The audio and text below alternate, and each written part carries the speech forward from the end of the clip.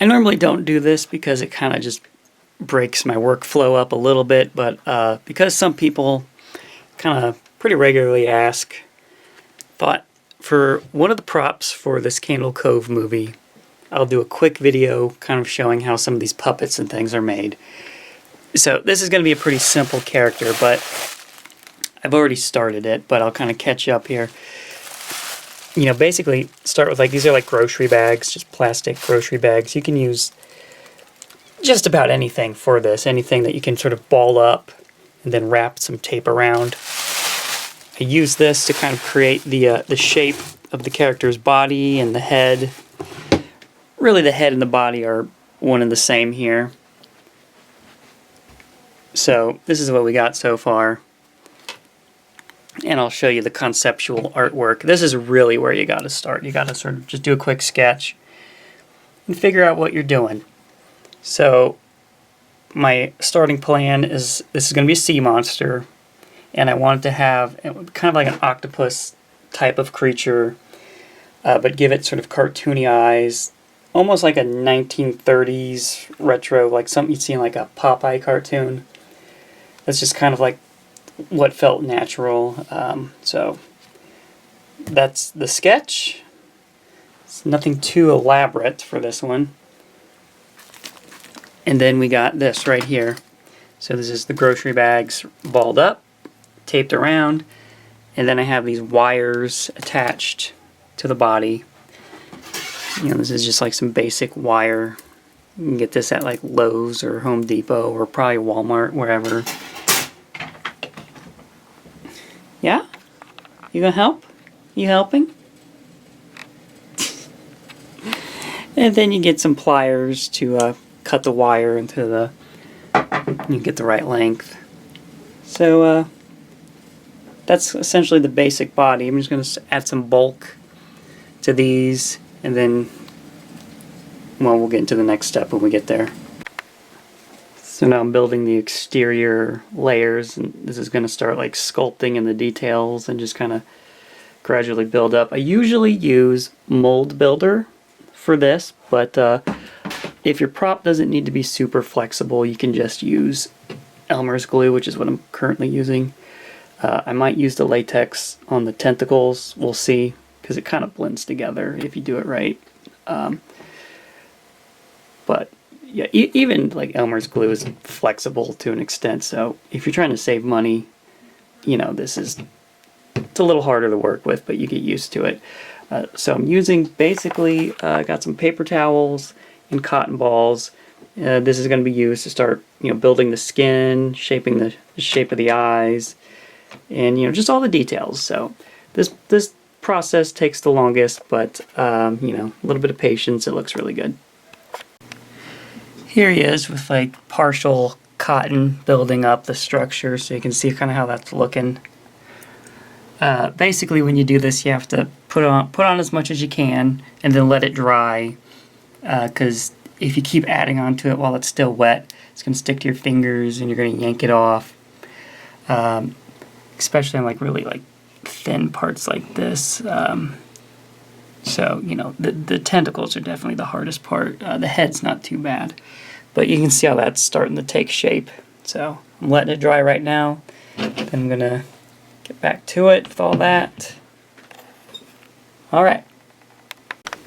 I decided to go ahead and put some of the latex over it, since this is going to have to be kind of posable and bendy, and latex is just better for that. So that's what I'm doing right now, and I'm using this heat gun to dry it a little bit quicker. So just going to keep working on that. Major detailing's pretty much finished. I pretty much cleaned out the rest of that latex. So I was going to do a little bit more detail on like the bottom of the tentacles and stuff. I think I'm just not going to worry about it because, again, just ran out of this. And this is not like a main character. He's like in one scene. As long as he looks good enough for the shots, that's, you know, if you're doing movies, that's an important thing to remember, you know, is how much is the camera actually going to see. But I've just been kind of like getting like a pencil and, you know, fine tuning some of the the last minute bits of sculpting. So that's a little tip. If you're having a hard time getting your fingers in certain spots, you know, a pencil or some pointed thing works great for that. But yeah, there we go. Just gotta let them finish drying, and then we're gonna get into the paint. Now we're adding a base coat of black. Pretty much every character I do a base coat in black to get the painting started. Doesn't matter what the final color is going to be. Doesn't matter if it's going to be yellow or white or whatever. I just like to get a base coat in black, fill in all the little cracks and crevices. Don't be afraid to get like really big globs of paint, just so you can really, like this is a real lumpy spot. Big glob on there, fills it all in, and then you can spread it out. So just gonna cover the whole body with black. And then we start adding the finer details, kind of get the actual color. I think I'm going to make him green, you know, nothing too groundbreaking, a green sea monster, but yeah, so that's where we're at with that. Just got to fill all that in, and okay, so I'll get back to you when we start the proper painting, I guess. So I added a coat of this sort of brownish green color, and now I'm going to start dry brushing on a lighter shade of green, which is where you just get a little bit of paint on the brush, and then you can start highlighting some of these raised areas. So I'm going to put a pretty heavy but still not very full coat of this on, and then probably dry brush another lighter color on top of that until I'm satisfied with the look.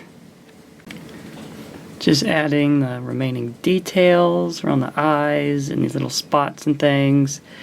And then I'm going to move on to putting some gloss on it, which will make it look wet. So the painting's done, and I have the tentacles kind of posed in a position. They're not going to get moved around too much. It's mainly just going to be a puppet on a stick that you wiggle around. It's not stop motion or anything. So this is a position where they'll mostly be good for the shots, and they can still be moved later. But before I put this on, I just wanted them to be kind of in shape to see how well it was coming together. So now I just take this clear glue, and we're just going to smear that all over the entire thing, and that'll give it a gloss. So I just used a X-Acto knife on the bottom here. Just poked a small hole in the bottom, and over here it has just like a wire coat hanger. It's probably better if you're gonna like do this kind of thing to use maybe like a wooden dowel. That would probably be better. You could like paint it like a matte black. It would be easier to hide, but this is gonna be the rod to puppeteer the thing. And I use coat hangers typically for these just because we have an overabundance of these things, and I'm a cheap ass, so just get some wire cutters, cut this out. Like I said, wooden dowel probably works better, but you know, you can. This is fine too. This is perfectly fine. It really doesn't matter. In fact, an advantage of this, I can't really do it on camera, but I am gonna bend this part, and then the part that I bend, that's what's gonna slide into, just so it'll have some grip.